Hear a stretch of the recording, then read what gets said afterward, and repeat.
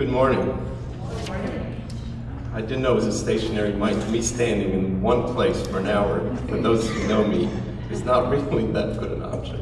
Okay, good morning, everybody. Thank you for coming. Thank you for Jeanette for creating this.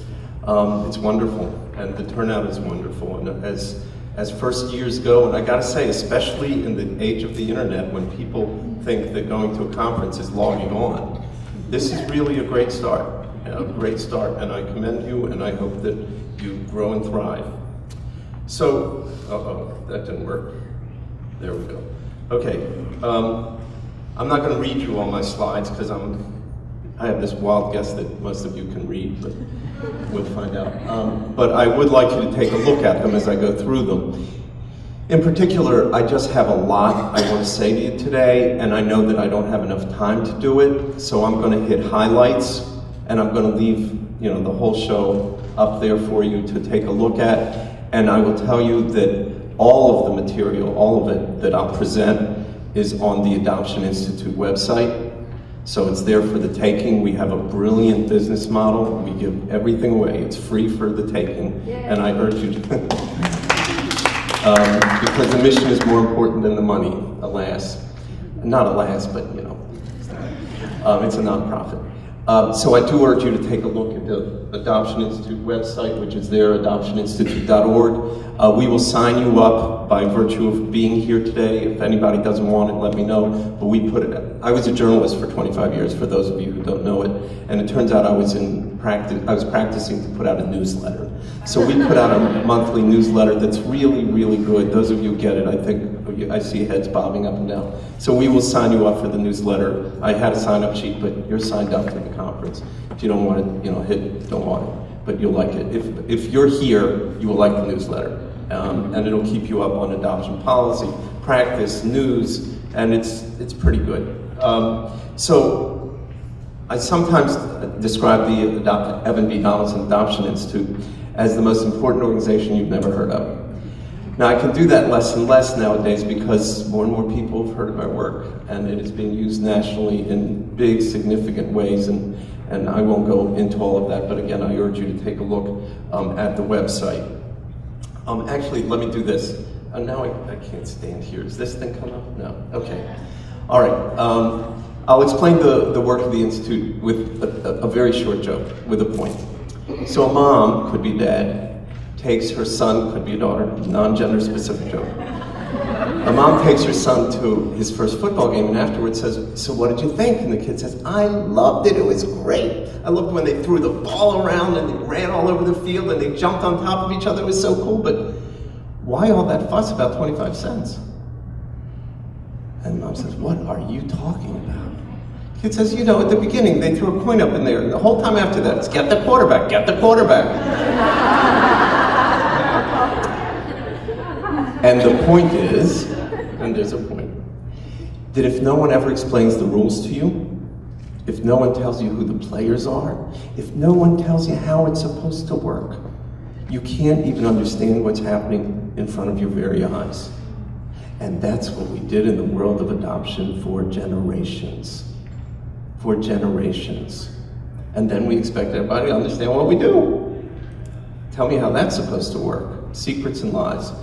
So the work of the Adoption Institute, very, very distinctly, is to explain to people through research, through policy development, through education advocacy, what's happening in front of our very eyes. Because when we do that, we get to a much, much better place. So these are examples, what you see up here. Can you see that some of those things are in red? Okay. These are just examples of some of the work that we do and that we've done over time. The stuff that's in red are the projects, the initiatives, research that I'm going to touch on today in this keynote.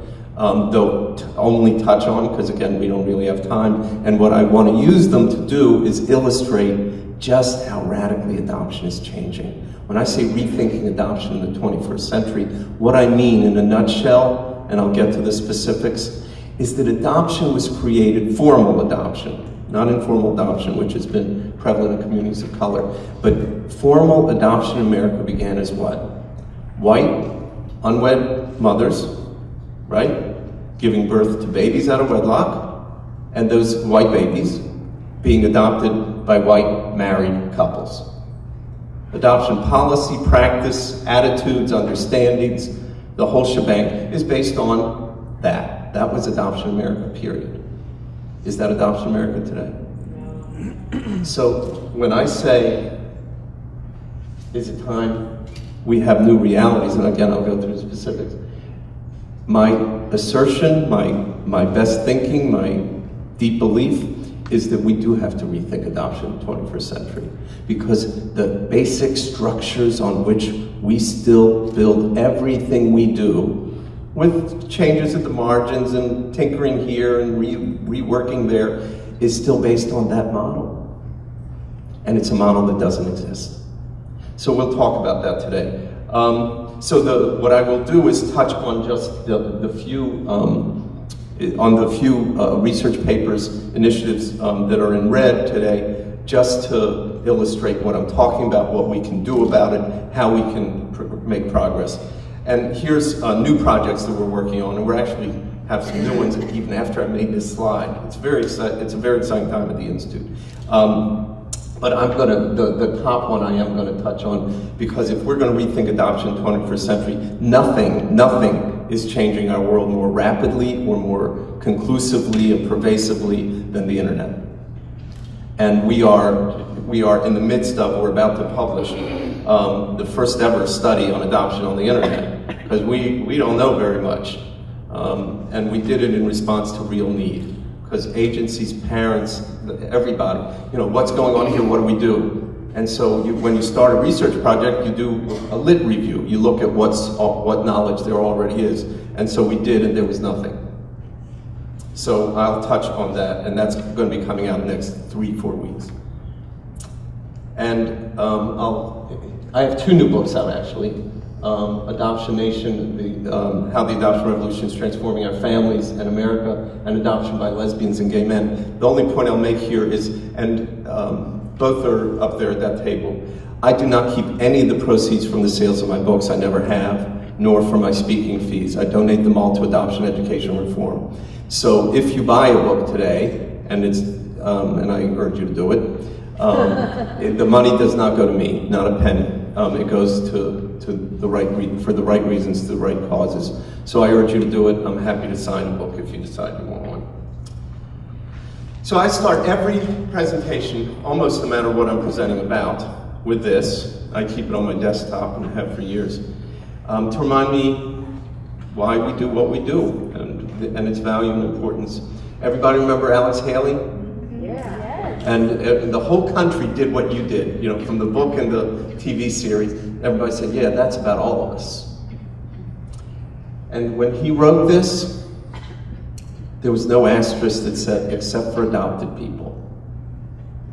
But for generations, in policy and practice and attitudes, we acted as though this did not apply to adopted people. And that's a big part of the change in adoption over the last 50, 60 years, because it has changed radically over the last 50, 60 years, is a growing recognition of the universal truth of this. And I think it has to underlie everything that we do. Okay, so if the premise is that we just don't know enough yet, we don't understand everything that's happening before our very eyes, that's why the Institute exists, so we can do this work, and we can inform better practices, right, and improve people's lives. So if that's true, how good is our basic understanding of adoption, even the most core stuff? So don't be embarrassed, there will be no grades, and everybody can't say B to each one because you don't know, okay? Because that's what people do.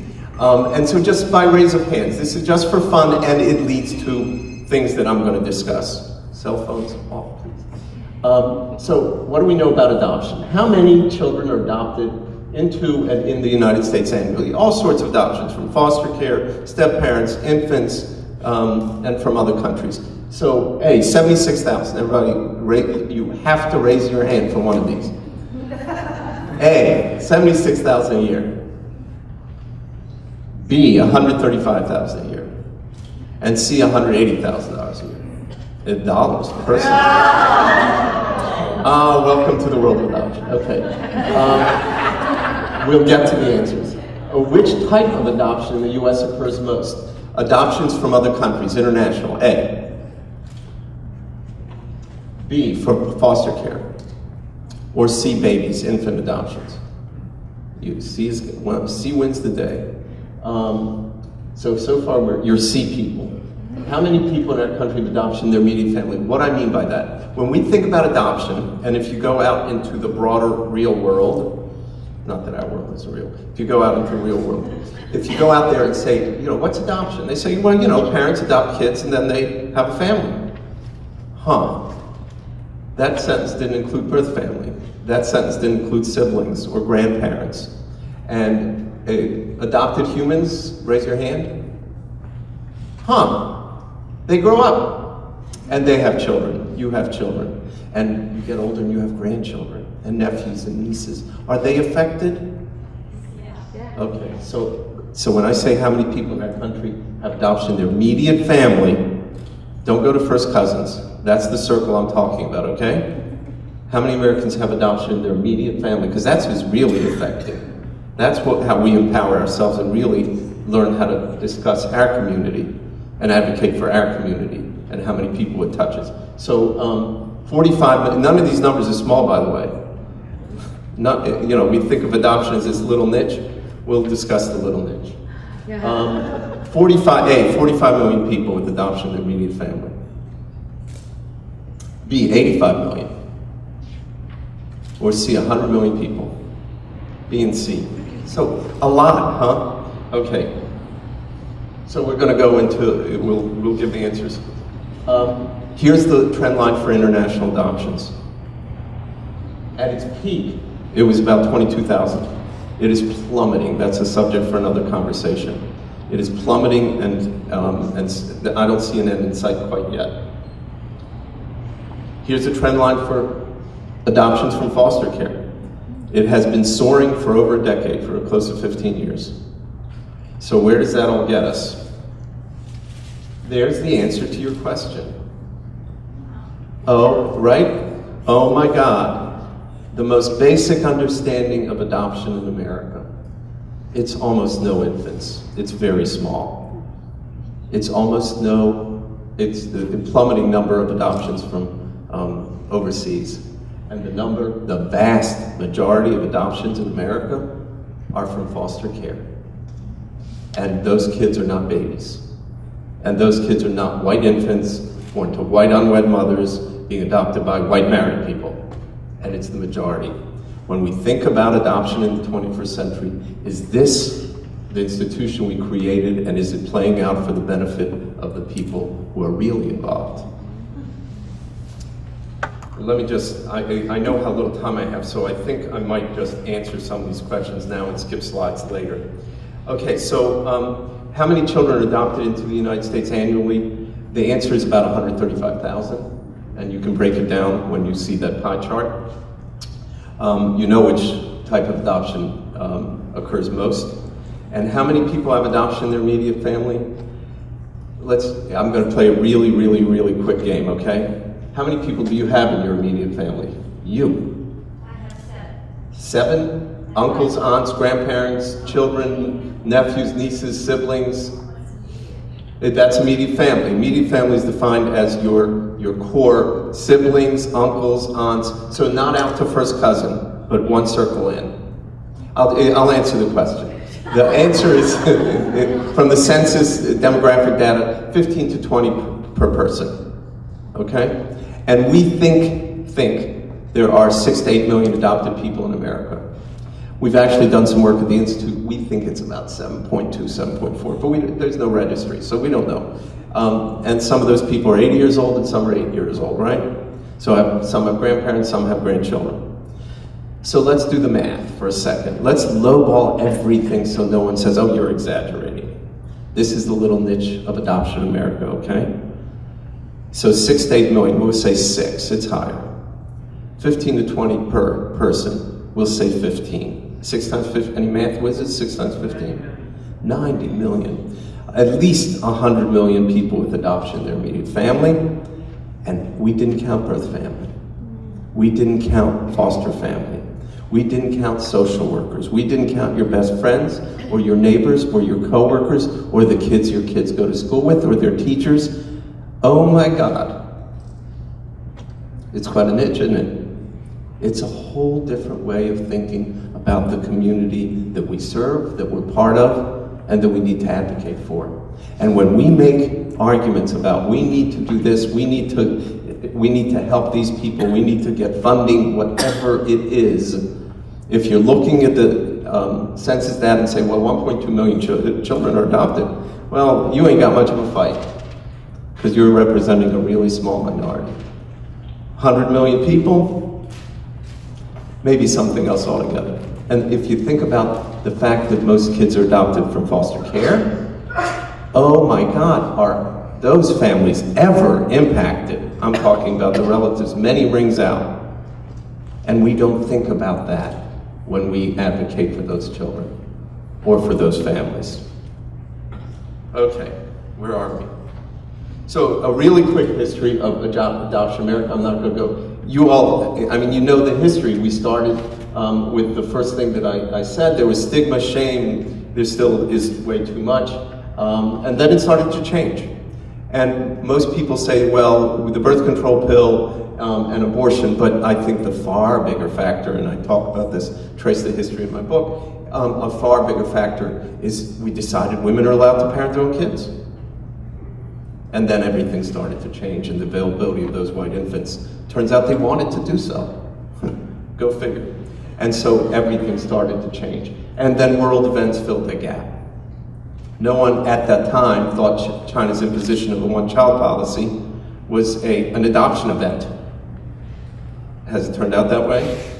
No one thought that the fall of the Berlin Wall, you know, the dissolution of the Soviet Union, was an adoption event. It sure has changed our world. And then the paradigm during the Clinton administration in foster care started to change. So best interests of child were then defined as permanency, reunion or adoption, but not limbo. And so everything started to change. So what has changed? Nah, the American family hasn't changed, but you know, anybody old enough to recognize that top photo? Father knows best from TV. And that, if you were in America during the 1950s and into the 60s, there was nothing depicted on television except white families. And they were all nuclear, and they all had white picket fences. Well, whatever we can, and for all we know that both those kids were adopted and no one ever told them. Because that's what we did. And now we have Modern Family, and we have a black president who's reelected, and we have all sorts of interesting family constellations that we fit into. So where are we? Fewer than 1% of single women voluntarily place their children now, and that is across the color spectrum, race, ethnicity spectrum, and I won't go through all. Things are in many, many ways getting better. I know I sound Pollyannish about that sometimes, and people call me on it, but the era, if we don't believe that they're getting better, we should go do something else. If we don't believe we can change, no pessimist ever changed anything for the better. It doesn't work that way. I think the improvements are big, they're important, they're significant, they're historic, but now we have to rethink them and say, have we done, well, we certainly haven't done enough, but what do we need to do to jumpstart it and get to a completely different level in this new world in the 21st century? And I think I'll just touch on that last point. I think you know, for all the progress we've made, and I think we clearly have, this notion of adoption as just child placement is not good for adoption. It means that we think that once the parents adopt the kid, then everything's fine and we move on, and it's like every other family and everything's fine. Well, everything may be fine, but it's not like every other family, and that's okay. And that's okay, but what it means when we think of it as child placement is we don't think about the other people who are involved, the other people who are affected. And that's important, not just retroactively, because we leave people behind and don't understand their issues or help them, but it also is important prospectively, because if most of the kids adopted are from foster care, we better not forget about those families. I'll talk more about that. Because it doesn't end at adoption. Our job doesn't end at the point of adoption. And very significantly, today, going from that world in which the world I described, white kids, white parents, etc. Today's adoptive parents are gay, straight, single, married, cohabitating, young, old, you name it. And the children are not all the same people. The kids being adopted today are older, they have special needs, they're in sibling groups, they're of color. So even if you go back, and I'm going to steal a little bit because I want to be careful of my time. I'm going to get to a punchline here that I shouldn't get to for about 6-8 slides. But here is the fundamental change that requires, I think, our rethinking of adoption in the 21st century. What is the hallmark? What is the reason that children are in foster care? They're abused or neglected. The children who come to us from other countries, for the most part today, it has changed. Today, from other countries, are institutionalized and they're older. Do the math. 68 plus 15 is 83% of the children adopted today were abused, neglected, or institutionalized. And by the way, go into that 17% of infants, and they ain't, white babies born to the formula I spelled out before. So it is a very different world. And we are still living it as though it were something else. Okay, so that's the rethinking encapsulated. Now I'll keep going. And if I don't get through all of this, by the way, I'm delighted to share this PowerPoint. Just send me an email and I'll send you the PowerPoint, okay? And all the individual pieces of it are on the website. Yeah? We're still living it as if it were alive.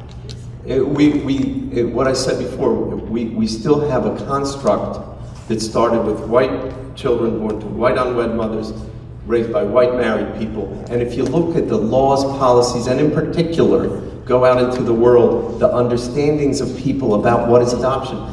The majority of people in this room said infant adoption is the majority. That's what we understand. And we behave based on our understanding.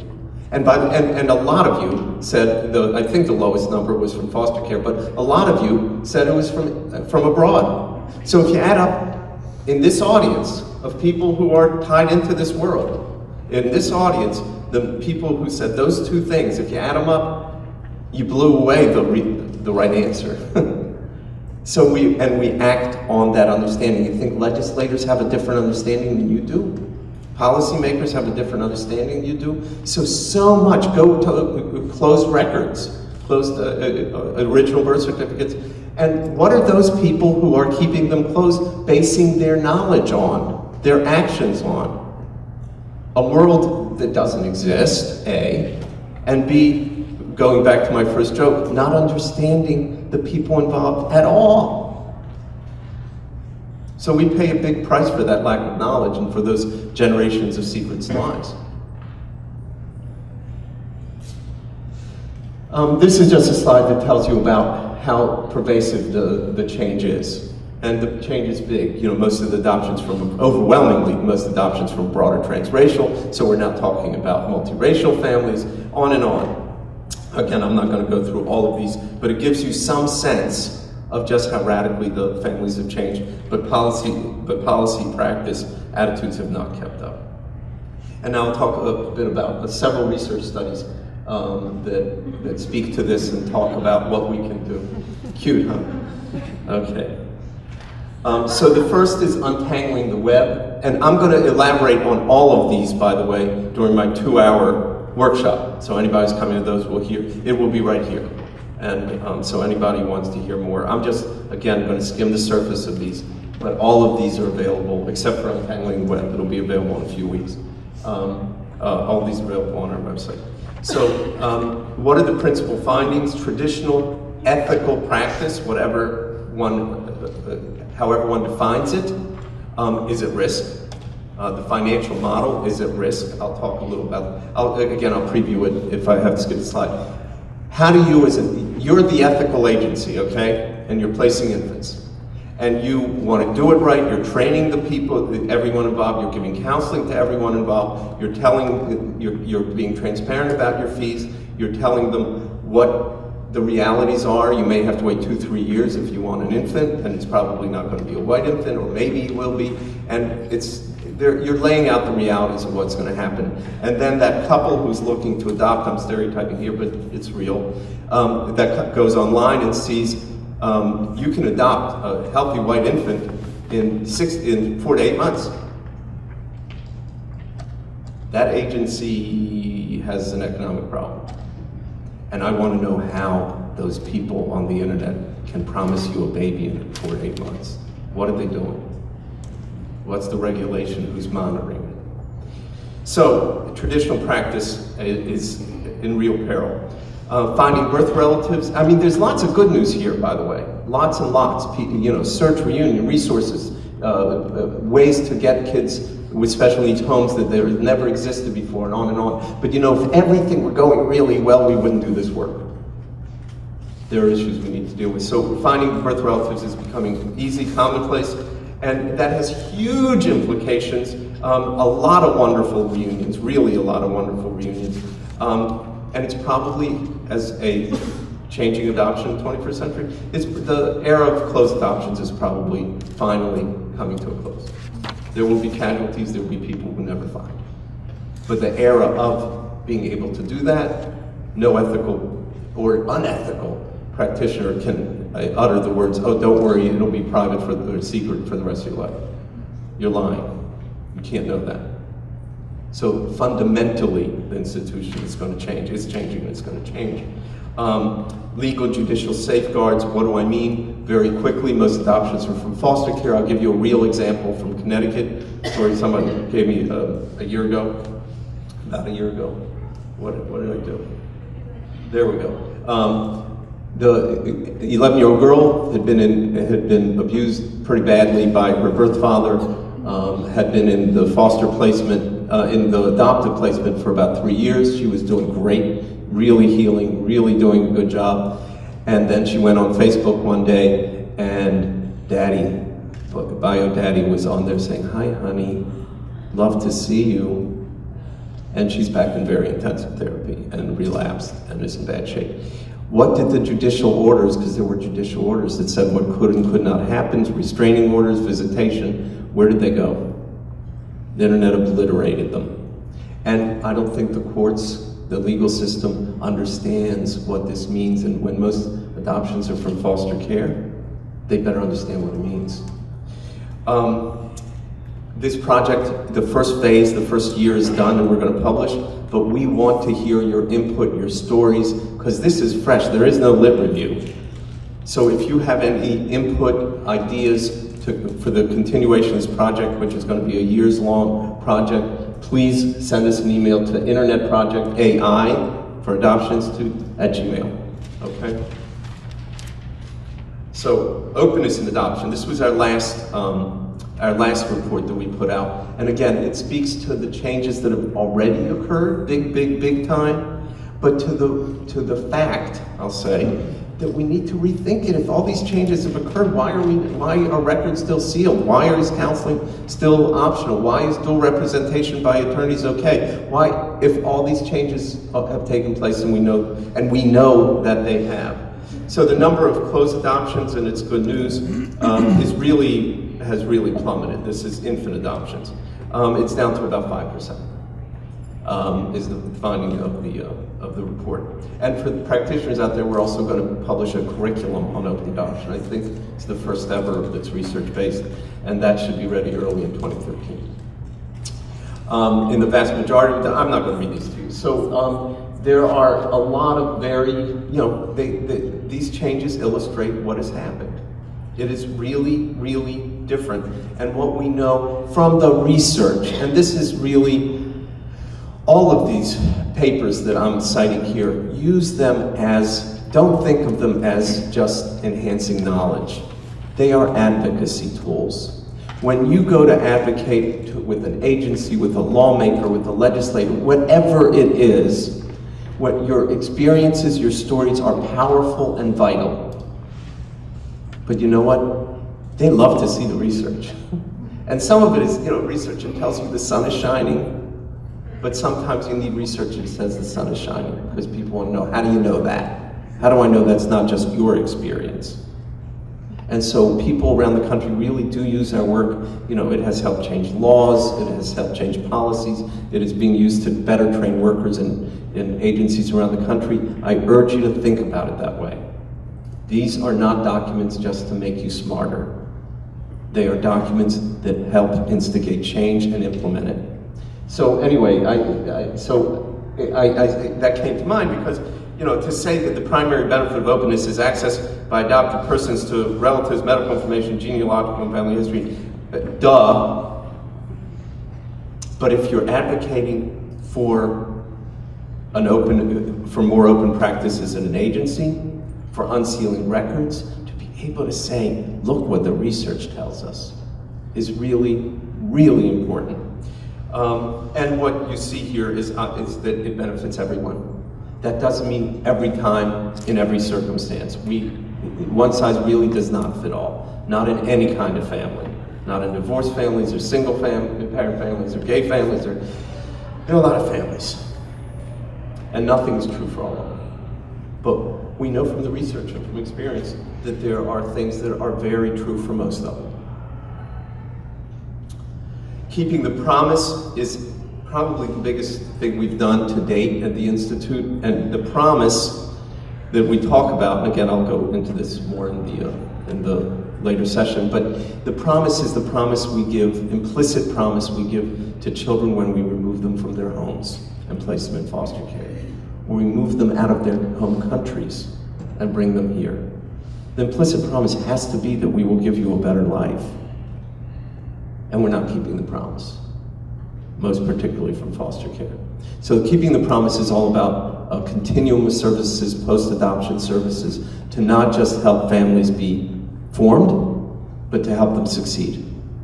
And post-adoption services, I think, are probably the most vital element of our world that is not getting sufficiently addressed. And we just got a small grant to keep going on this work for another year. So we are on it. And if you want to know more about it, you can look at our website. This is, the synopsis is here. What time do I have until, by the way? Real. Okay, so we're going to speed through this. I would love for a couple minutes of Q&A if I can pull it off. So I'm not going to go through it. Here are the principal findings. Are there any that I want to... Yeah, I'll look at number 3. The utilization of clinical services is really high. Again, this taints adoption. Oh, well, those adopted kids are messed up and, oh my God, they're really disproportionately represented in clinical care. Yes, they are. But why is that a bad thing? If most kids who are adopted today were abused, neglected, or institutionalized, turn it in, yay, we're getting them help. That's a really good thing, and we need to rethink it and turn it around. We can do that. Getting help is a positive, not a negative. And stigmatizing is a negative, not a positive. And so there are things that we really do need to understand in order to make progress. For the Records is the work we've done for years on unsealing original birth certificates for adult adoptees. And I could go on with this one for hours, but we've been pretty successful. It's way slow. We're doing a new project on, we're not even doing it. We have the idea and a little funding. We're going to do a best practice project for helping adoption professionals deal with people who come back. Because they don't know what to do, they don't know what to say, they don't know where to go, they don't know what the laws are. And so we hope that while we're doing the work on records for the long term, changing state laws, we can also help people tomorrow when they go back to their agencies. And I don't mean just adult adoptees. Birth parents go back. Adoptive parents go back, and the agencies don't know what to do with any of it. So we're working on it. To me, the biggest fundamental argument for unsealing original birth certificates is that you only retain a law if there's a reason for it. And the reason they believe it should be retained, they, proponents, is because obviously something bad will happen if we change it. Otherwise we change it. You know, birth mothers' lives will be ruined, adoptees will become stalkers, you know, all that good stuff. Well, it's not a science experiment. You don't have to make this up. And this is what I say in testimony when I go to states. What you're doing here is not something new. There are states that have done what you're contemplating doing, and you know what happens? Absolutely nothing. Nothing bad. And people reunite, people feel whole, people have the pieces of their puzzles put together, people can deal with their grief. Nothing happens. And yet we retain the laws. That this, both as a symbol and as a practical, real thing to help people, has to be a fundamental part of the rethinking in the 21st century. Safeguarding the rights and well-being of first parents. Everybody talks about that's what we want. We want to help these women. Well, no one else has done the work. So we've done one report on best practices to help first parents, and we have just started a second. And that's enough to say. I want to look at this one piece that's in red here, an asterisk, because it is the most, to me, the singular, most powerful argument for rethinking, reshaping, redoing. The single most powerful, because the reason that legislators, policymakers, some organizations, some social workers, the reason they say we need to keep records closed and all the stuff that flows out of that, the attitudes, understandings, implications that flow out of that, we want to protect those women. I've been in the States, I've been in lots of states, and that's the argument. No matter, I can be as persuasive as all get out, and everybody around me is persuasive as all get out, and then one person says, but we don't want to undermine the privacy these women were promised and ruin their lives. And the whole thing falls apart. One argument. And you know what? It's not true. And now, this is research that shows the sun is shining. How many women here have given birth to a child? And you could just give that child up and forget about it, right? That would not be an issue. We treat it as though that any human being could do that. As though any human being could part with their child and move on as though nothing happened. It's unconscionable. It's impossible. And it is the basis of that unconscionable, impossible piece, is the basis of law and policy and understanding. And so now we have research that shows that the sun is shining. The single factor that helps women not move on, not resolve, but deal with their grief, their loss, their shame, the single factor is the opposite of what they say. It's knowing that your kid is okay. The single biggest factor. So it turns the argument on its head. So research is valuable if we use it well. And I hope that it helps change reality in the 21st century. Related findings. That first one is, the biggie. I'm seeing if there's anything else I need to talk about. I'll just repeat the last one because I think it's so critical, and it comes out of our work Beyond Culture Camp, which is on positive identity formation in adoption. It's a great piece of work I will talk about in my workshop. If you put these things together as one puzzle, what we learn about birth parents, what we learn about search, what we learn about identity formation, and you put it together, what you get is the information about your origins. This is Alice Haley's stuff. Is not just about curiosity, but about gaining the raw materials needed to fill in missing pieces of your life and derive an integrated sense of self. It's not a small thing, it's not just your curiosity. It's very real and it's very big. I'll just show that to you for a moment.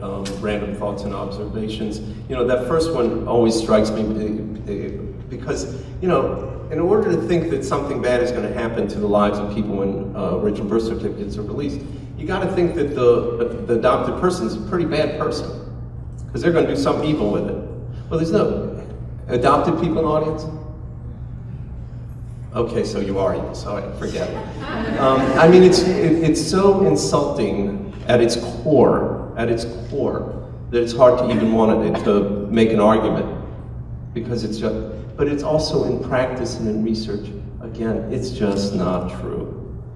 And so the outcomes don't happen because they don't understand what's happening before their very eyes, the people who shape these laws and practices.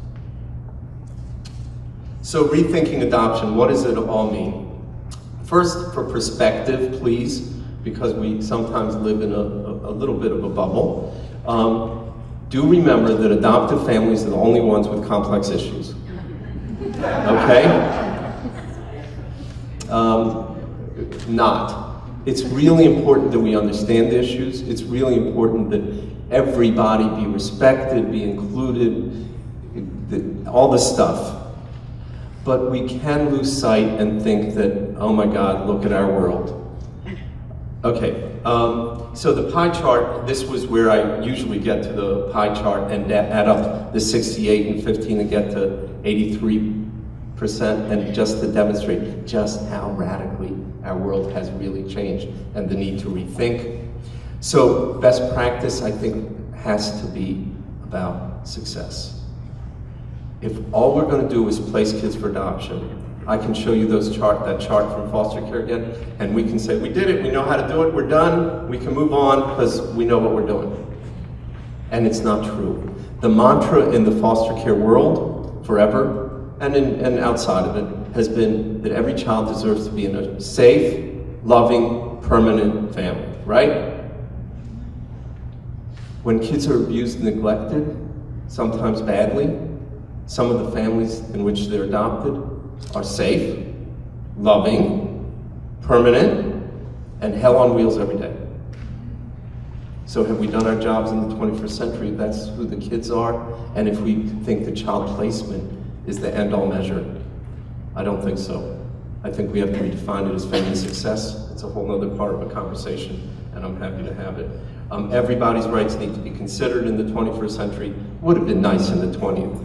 I'm not being Pollyanna here. And what do we need to do? We need to educate parents. We need to educate mental health professionals because they don't get training in the issues in which they're working. We need to educate teachers and journalists. It's not a lot to do, don't worry. And we have to do all of this. Conferences, all of the above. But first, we have to know what's happening before our very eyes. Because if we do not, we cannot make the progress that we have made in the past. We simply can't do it. So, another quick joke.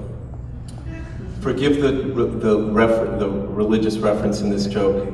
If you retell it, you can use your own religion, ethnicity, anything. I use my own, hopefully not to insult anybody, and the joke really is shorter than the explanation. A waiter walks up to a table full of elderly Jewish couples and says, "Excuse me, is anything all right?"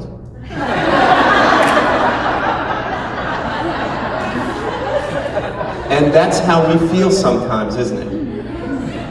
And that's how we feel sometimes. But the truth is that what we have done over a couple of generations is, in the adoption world, is extraordinary. The subtitle of my book is How the Adoption Revolution is Transforming Our Families and America. That transformation is huge. We have changed our culture, we have changed our understanding. For whatever we have to do, the progress we have made is measurable, discernible. There weren't adoption conferences where people raised their hands if you asked them if they were first mothers. They didn't exist. Adopted people weren't holding conferences in salons. They didn't exist. Adoptive parents were not telling their children they were adopted. So look what we did. Look how far we came. And if we could do all of that, last one's in red, we can do this. Thank you all very much.